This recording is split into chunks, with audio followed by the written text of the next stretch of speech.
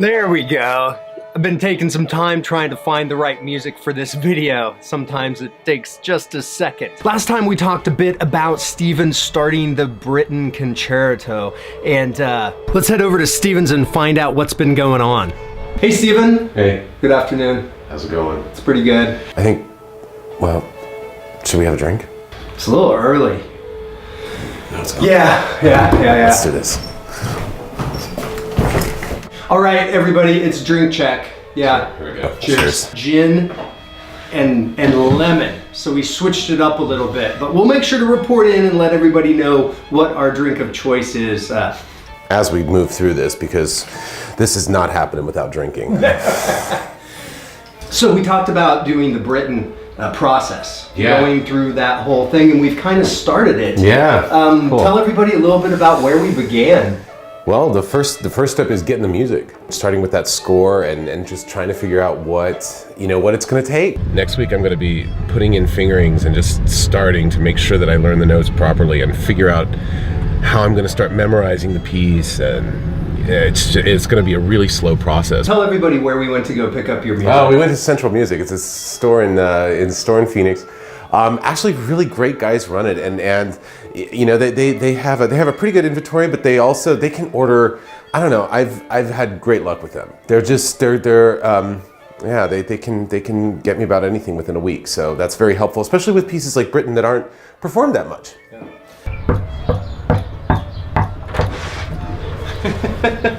We did actually started the Britten. I was here when you cracked the page for the first book, time. Yeah, it's always the most daunting moment, and it's interesting. It's like I made it through the first movement. I basically got stuff in, and I figured out how to play most of the stuff. Usually, pretty famous violinists will put in their fingerings and bowings and kind of give everybody an idea of how they kind of interpreted the piece. With Britten, similar to actually Korngold, it's totally blank. So there's a few suggestions by the composer, and the rest of it is up to me to kind of figure out. And there's a lot of different options, and I'll kind of show you a few as to how fingerings and bowings and all these things kind of matter. Actually, the first couple weeks, especially the first couple days, are kind of mind-numbing because you have to really go over things over and over again. Lots of repetition, lots of just figuring stuff out and then changing a lot of stuff. Yeah, and we're going to show people all of this stuff, but when we were together, when we started it and broke open the book, you started writing things in. Yeah. Explain a little bit about what you were doing. Because we have very versatile instruments, string instruments have a lot of different options of playing a single note. Okay, like I'll demonstrate. So if I want to play an A, I can play it there. I can play it there, I can play it there, and it's going to change how that note sounds. Just by the same note on 4 different strings in different places.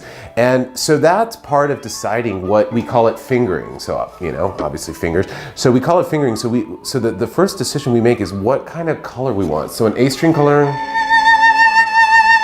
versus a...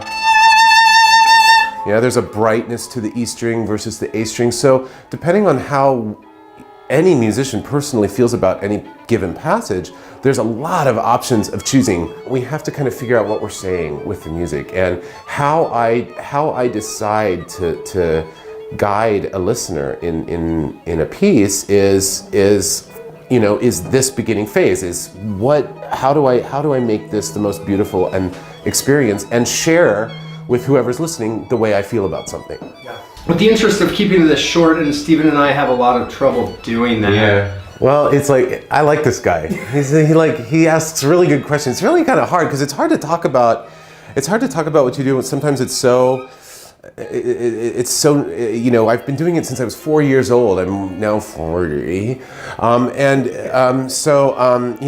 sometimes it's hard to formulate, but he somehow brings it out of me. So this is kind of cool. Well, we have a lot of fun, so we're gonna try and keep this. Yeah. Speaking of, yes, cheers. There have been a few other things that have happened that are outside the realm of the Britten. We're gonna get to those stories a little bit later.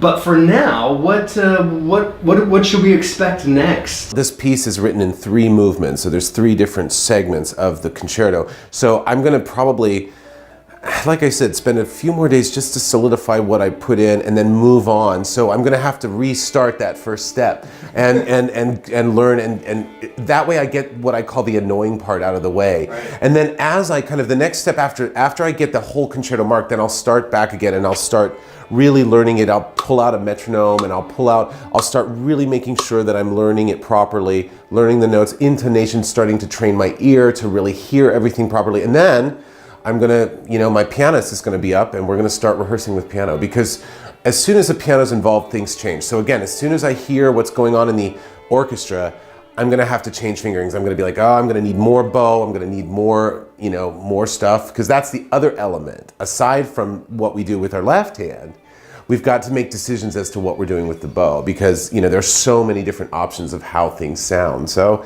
it's a fun process, and it certainly is very involved. And I always hope that by the end of it, I've really kind of managed to learn the piece properly. Everybody loves to see and listen to Steven play. So we're gonna ask him to play something just to walk us out on.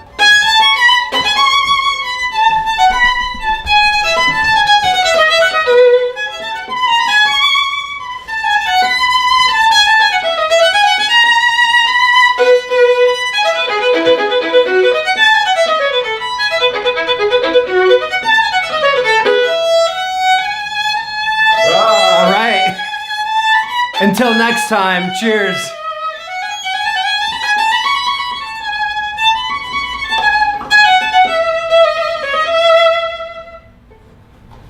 Awesome.